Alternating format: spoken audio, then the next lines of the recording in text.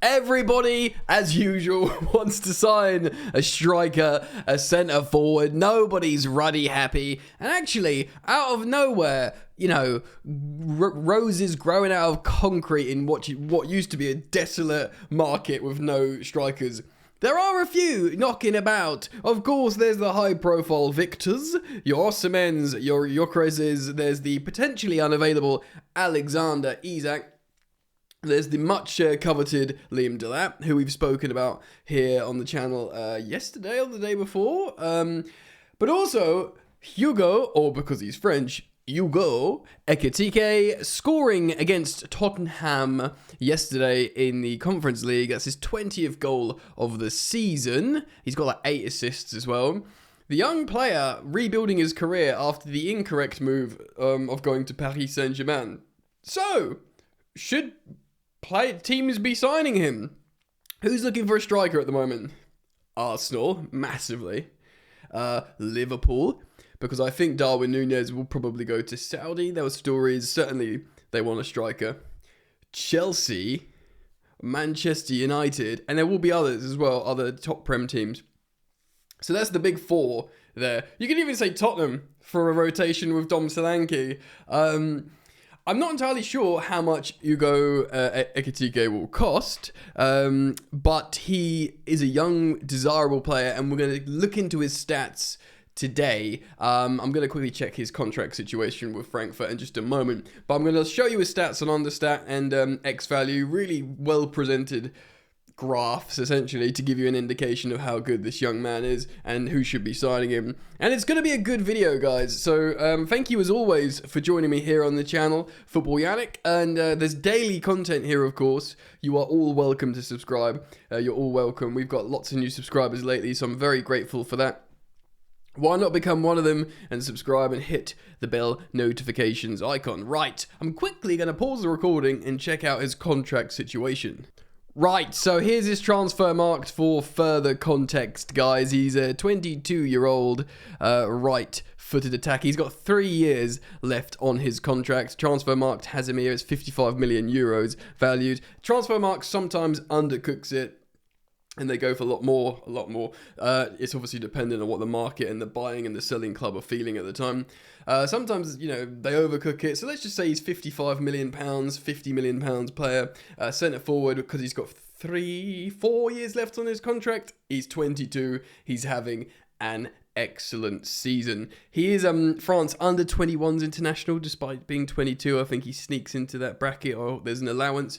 I mean, he's just really unfortunate that he's French, in the sense of there's just an insane plethora of attacking French talent at the moment. A prime example is Désiré Doué, the incredible French winger, the 19-year-old who we saw entertain us for PSG. He's got over 10 goals, over 10 assists for PSG. He's absolutely amazing.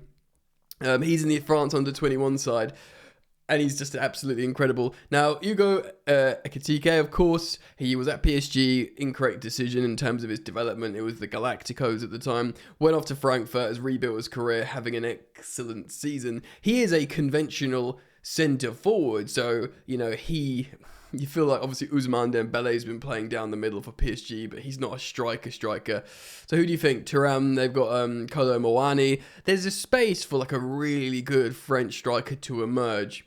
A clinical French striker that gets to the numbers. And it could be young Hugo here.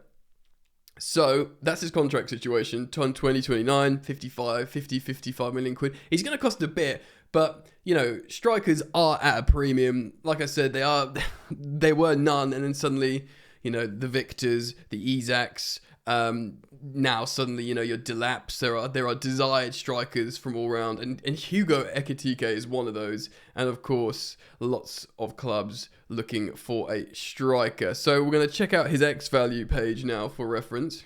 Here it is.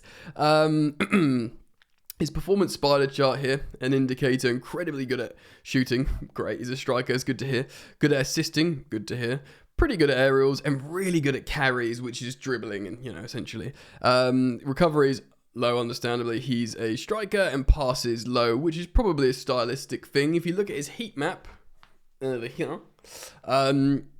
Centre forward favours the left pocket slightly, which certain teams you'd be looking at, like my club Chelsea, who have, you know, Palmer over here and not like Noni Madueke over here. There's probably a space for that sort of kind of striker, but he's right-footed, of course, so that kind of makes sense why he wants to occupy that space. Let's have a look at his advanced stats for a little bit more reference this season. So here we go. His polar chart, very, very strong. Top of the pops for non-penalty expected goals, which is mean scoring an open play.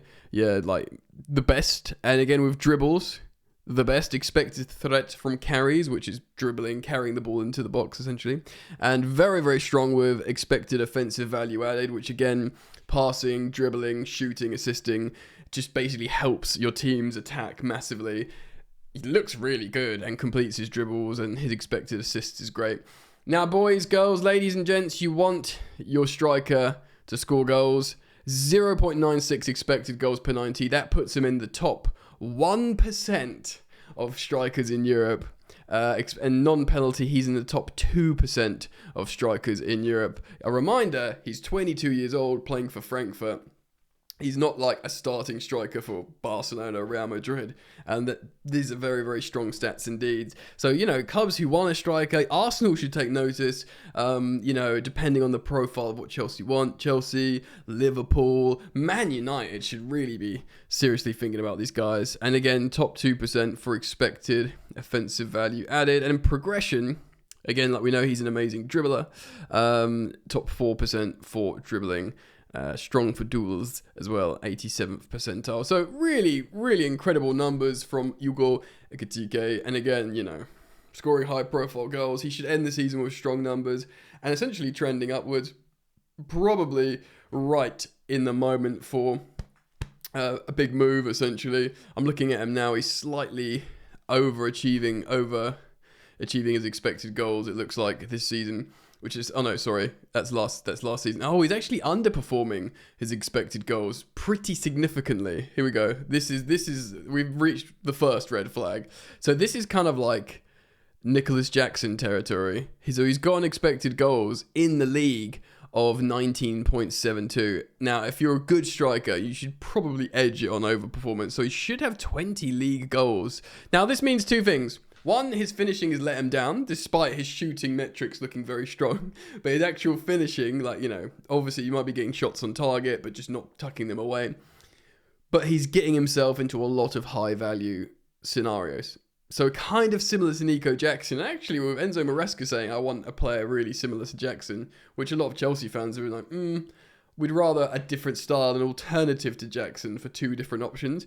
But still, you know, the numbers are there. He's in loads of high value situations. He is scoring goals. All the other stuff's there. You looked at his report, his X value just there. But let's do some comparisons for context. Of course, lots of teams need a striker. So here he is for this season on Understat. Now the graph above my head, or next to me here, shows his goals per 90 0.56. So he scores a goal every other game, basically. He scores over a goal every 2 games just, which is good. It's an elite return.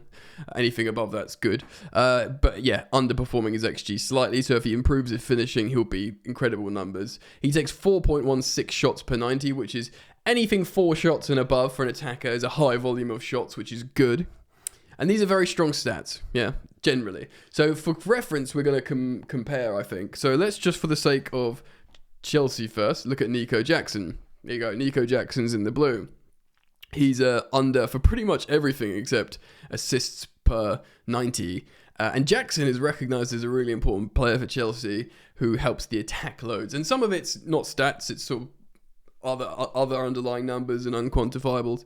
What else could we do? We could do Kai Havertz, who of course is injured for Arsenal this season, but still played 18, like nearly as many minutes, so it's a good sample size. Again, and of course, different league, guys, different league, but, you know, massively under. I mean, dare I put in Rasmus Højlund of Manchester United? Bless him. He's obviously having a torrid time, but, you know, this is just another highlight of of why they massively need a striker. Darwin Núñez as well, I suppose, would be a really good indicator of Liverpool's situation. And again, you know, this is an £80 million striker for Liverpool, being outperformed in every metric. Now, I've selected, of course, strikers who are playing in the Premier League. It's a harder league, but they're playing in good teams in Arsenal, Chelsea, Liverpool, Man United. Teams that have good players and should be creating a high volume of chances. Frankfurt are a good team, but this is just highlighting how, you know, Hugo is a very good striker and should massively be in the conversation of, you know, desired strikers. If you can't spend £150 million on Alexander Isak, if you can't, you know, spend, probably both of the victors will be reasonable transfer fee. Let's just say 65 million quid each or something. Because they will go for less than what they've been previously stated, but they'll both be high wages, much higher than Hugo Ekitike's wages, or indeed, Isak and both victors would be. I mean, Isak will be massive wages as well. So, you know, young players. It really is the two 22-year-olds, Liam Delap, who I did a video a couple of videos ago. Go check it out, and Hugo Ekitike. They seem like sensible. You know, high ceiling strikers who should be able to immediately impact your team. Now, Man United should take him all day of the week, every day of the week. I think Arsenal should. I mean, Arsenal fans are kind of holding out. They've been like romanticising about the idea of Isak. You know, I think that's unrealistic. But their new sporting director is a big fan of Victor Gyökeres, and obviously Arsenal have been consistently good for a few years. They pay high wages. I'm sure that would be alluring to him, especially because, you know, if you're a good striker, there's no one to keep you out of the side at Arsenal. Gabriel Jesus certainly isn't going to do it. And although Mikel Arteta is a huge fan of Kai Havertz, he's shown willingness to put Kai Havertz in different positions. So, yeah, there's a big allure for strikers to go to Arsenal, you'd have to say. I wonder, as a Chelsea fan, I would obviously love Osimhen. I think he'd be an iconic striker for Chelsea. I've been very firm. I think Delap would be a good signing. Maresca said he wants a striker similar to Jackson. This is the striker we've been looking at today is quite similar in many ways. But yeah, let me know what you think. Comment down below. Thank you so much for liking this video and for subscribing to this channel and hitting the bell if you choose to subscribe. And I hope to see you back here soon. Peace.